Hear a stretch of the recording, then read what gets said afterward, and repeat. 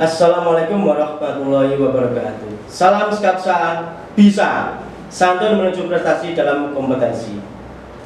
Anak-anakku yang kucintai, sebelum pelajaran produktif hari ini kita mulai, perlu saya sampaikan sedikit informasi.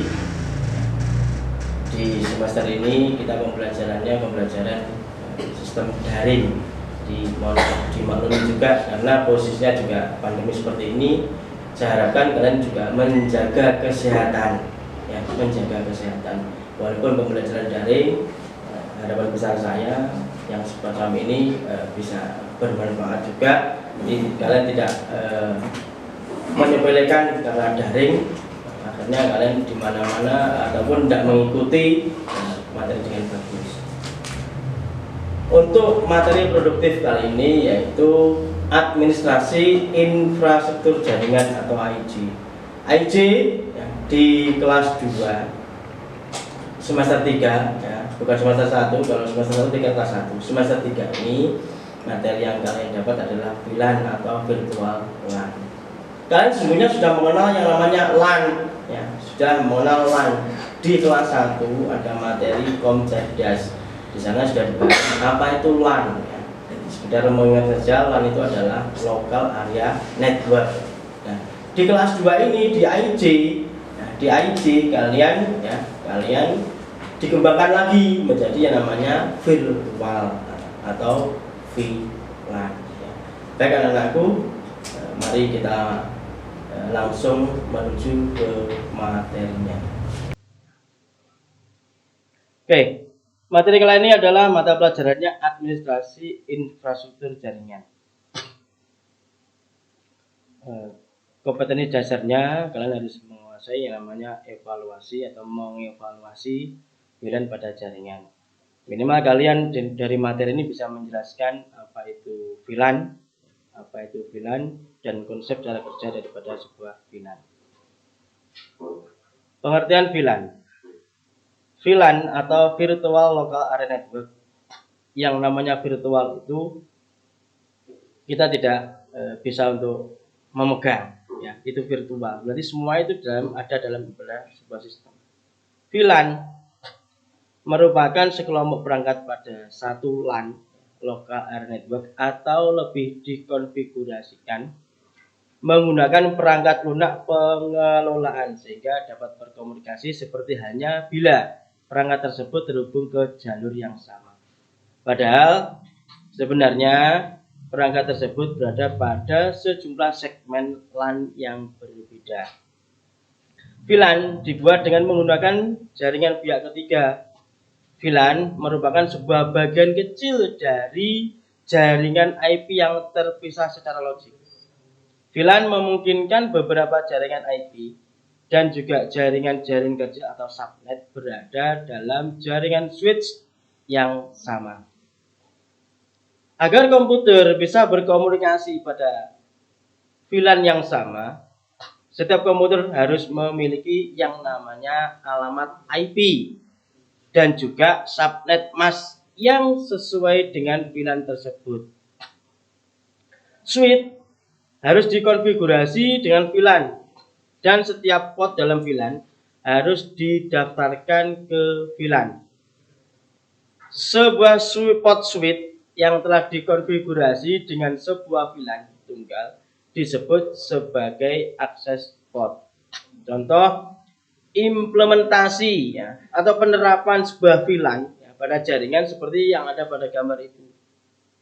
Nah, ini penerapan daripada contoh VLAN. Implementasinya.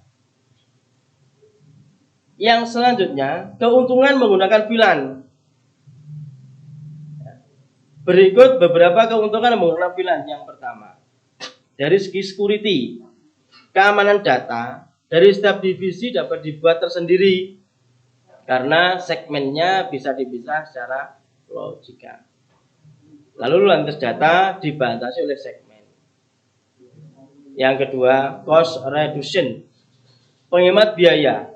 Dengan menggunakan VLAN, biaya untuk pengerjaannya bisa ditekan. Penghematan biaya dihasilkan dari tidak diperlukannya biaya yang mahal untuk upgrade sebuah jaringan. Jadi upgrade sebuah jaringan itu tidak mudah dan juga tidak murah. Dengan menggunakan teknologi VLAN, virtual LAN ini bisa menghemat biaya dan juga efisiensinya penggunaan bandwidth dan API yang tersedia. Yang ketiga, high performance. Pembagian jaring layar kedua ke dalam beberapa kelompok broadcast domain yang lebih kecil, yang tentunya akan mengurangi lalu lintas paket yang tidak dibutuhkan dalam jaringan. Jadi menghemat. Keuntungan yang keempat, broadcast roam mitigation. Pembagian jaringan ke dalam VLAN akan mengurangi banyaknya device yang berpartisi dalam pembuatan broadcast roam. Hal ini terjadi karena adanya pembatasan broadcast domain. Keuntungan menggunakan VLAN yang kelima, improve IT staff efficiency. VLAN membutuhkan manajemen jaringan karena pengguna yang membutuhkan sumber daya yang dibutuhkan berbagi dalam segmen yang sama. Yang selanjutnya, keuntungan menggunakan VLAN yaitu Simple Project or Application Management. VLAN menggabungkan para pengguna jaringan dan peralatan jaringan untuk mendukung perusahaan dan menangani permasalahan kondisi yang geografis. Itu keuntungan daripada menggunakan sebuah jaringan VLAN. Yang selanjutnya yaitu jenis-jenis VLAN. Jenis-jenis VLAN dibagi menjadi 5. Yang pertama port based. Dengan melakukan konfigurasi pada port dan memasukkannya pada kelompok VLAN sendiri. Apabila port tersebut akan dihubungkan dengan beberapa VLAN, maka port tersebut harus difungsikan menjadi port trunk atau PTP. Yang kedua, MAC based.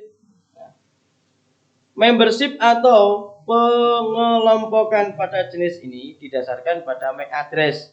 Tiap suite memiliki tabel MAC address tiap komputer beserta kelompok VLAN tempat komputer itu berada. Dari masing-masing komputer itu yang dari perusahaan sudah ada MAC address itu tanpa kita membuat, tanpa kita harus konfigurasi. MAC address itu sudah bawaan ketika kita membeli sebuah perangkat, itu sudah ada. Baik komputer, router dan sebagainya, MAC address sudah ada. VLAN ID. Untuk memberikan identitas sebuah VLAN digunakan nomor identitas VLAN yang dinamakan dengan VLAN ID. Digunakan untuk menandai VLAN yang terkait. 2 ring di antara VLAN. Yang pertama A adalah normal VLAN, normal ring VLAN. Digunakan untuk jaringan skala kecil dan juga menengah. Nomor ID-nya dari 1002 sampai dengan 1005. Dicadangkan untuk token ring dan juga FDDI VLAN. ID 1 1002 sampai dengan 1005 secara default sudah ada dan tidak dapat dihilangkan. Konfigurasi VLAN-nya disimpan dalam file VLAN.dat. File ini disimpan dalam memori flash suite. Yang kedua, extended range VLAN. Ini lebih besar daripada yang pertama tadi. Memungkinkan para service provider untuk memperluas infrastruktur kepada konsumen yang lebih banyak. Dibutuhkan untuk perusahaan skala besar. Perusahaan skala besar ini contoh seperti hanya provider-provider yang ada di Indonesia, ada Telkom, ada Bisnet, dan masih banyak lagi provider-provider. Dan saya yakin mereka pasti menggunakan teknologinya VLAN. Membutuhkan jumlah VLAN yang lebih dari normal, memiliki fitur yang lebih sedikit dibandingkan VLAN normal ring. Disimpan dalam NVRAM, running konfigurasi, dan juga FTP tidak bekerja di sini. Terminologi VLAN. Yang pertama, VLAN data adalah VLAN yang dikonfigurasi hanya untuk membawa data-data yang digunakan oleh user, dipisahkan dengan lintas data, suara, ataupun manajemen suite. Seringkali disebut dengan VLAN pengguna user VLAN. Jadi ketika kita mempunyai sebuah teknologi yang bagus, contoh mikrotik ya, ataupun sebuah suite yang bisa di manage ya, itu kita bisa bermain yang namanya VLAN di sana. Yang selanjutnya VLAN default.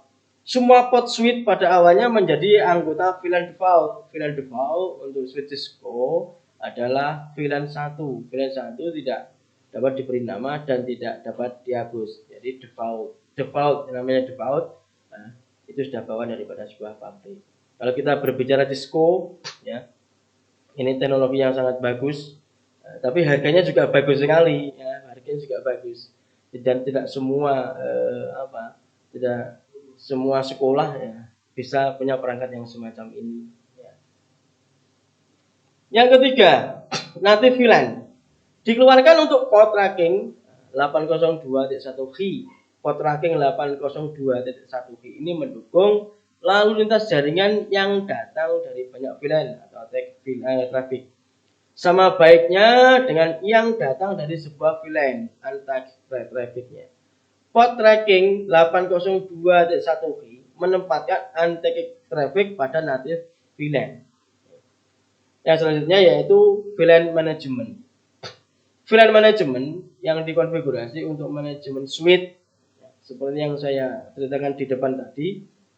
Suite yang bagus ya, bukan hub, suite. Jadi hub dengan suite itu ada bedanya. Kalau hub hanya untuk meneruskan saja, tapi suite itu kita bisa memanage. Ya, jadi bisa memanage. Nah, VLAN 1 akan bekerja sebagai manajemen VLAN jika kita tidak mendesain VLAN khusus sebagai VLAN manajemen. Kita dapat memberi IP address dan subnet mask pada VLAN manajemen sehingga suite dapat dikelola melalui HTTP, telnet, SSH ataupun SNMP. Jadi sebuah suite sekali lagi yang saya bilang tadi ada manage-nya itu bisa dikelola. Jadi di dalam suite itu tidak hanya untuk menyalurkan meneruskan jaringan saya tidak, tapi kita bisa mengelola untuk aplikasi-aplikasi yang lain. Ya. Yang selanjutnya yaitu VLAN voice yang dapat mendukung voice over IP atau VoIP. Ya, VoIP, VLAN yang dikhususkan untuk komunikasi data suara. Jadi kita bisa telepon dengan menggunakan sebuah teknologi VoIP. Ya, ini. Tipe koneksi VLAN ada 3, trunk link, access link, dan juga hybrid link. Ya, hybrid link ini gabungan antara trunk link dan juga access link. Prinsip kerja VLAN. Yang pertama, filtering database berisi informasi tentang pengelompokan VLAN. Terdiri yang pertama, static entry.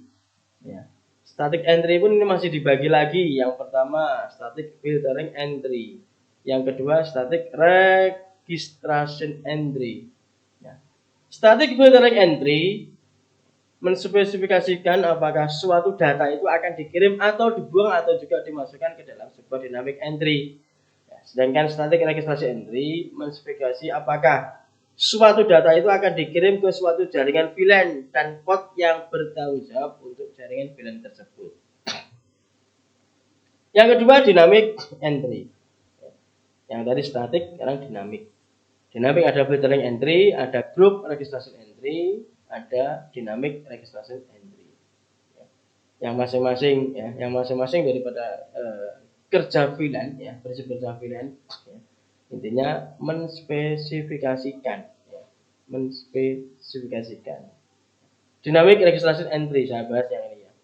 Nah, menspesifikasikan port. Jadi ketika kalian menggunakan yang namanya sebuah FTP file transfer ya, protokol, dia langsung diarahkan ya, ini contoh untuk spesifik 21 itu portnya FTP, 22 portnya SSH ya, 23 104 dan sebagainya. Jadi spesifiknya mengarah langsung pada data tersebut ya. Yang B, tagging sebuah data dikirim maka harus ada yang menyatakan tujuan data tersebut atau VLAN tujuan. Informasi ini diberikan dalam bentuk tag header sehingga informasi dapat dikirimkan ke user tertentu saja atau sesuai dengan tujuannya. Jenis dari tag header ada Ethernet flag tag header, token ring dan juga token ring and fiber distribution data interface atau FDDI tag header networking.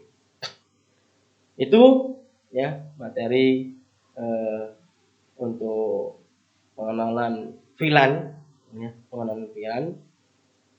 Semoga bermanfaat. Ya, sekali lagi jangan lupa selalu jaga kesehatan supaya kita tidak selalu melihat video, tapi kita bisa bertatap muka dengan kalian.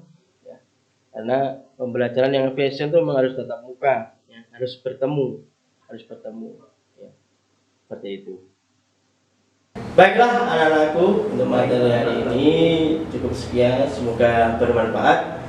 Jangan terpaku oleh video ini, ya. Kalian harus rajin ikro, baca, harus baca, ya. Jangan terpaku dengan video ini. Bapak Ibu guru hanya sebagai pengantar saja. Kesuksesan sendiri ada pada kalian. Maka dari itu kalian harus benar-benar ikro, membaca, ya. Untuk tugasnya kalian bisa klik, ya, link di bawah kolom deskripsi. Dan sampai bertemu kembali di pertemuan berikutnya dalam materi mengevaluasi permasalahan VLAN. Jangan lupa, ya, like dan komen untuk mendukung program ini. Klik subscribe dan tekan tombol lonceng supaya tidak ketinggalan informasi. Share kepada orang-orang yang menurut kalian video ini bermanfaat. Sampai jumpa di video selanjutnya. Salam Skapsa bisa. Sekolah berbudaya industri berkarakter wirausaha menjadi idola sekediri raya. Wassalamualaikum warahmatullahi wabarakatuh.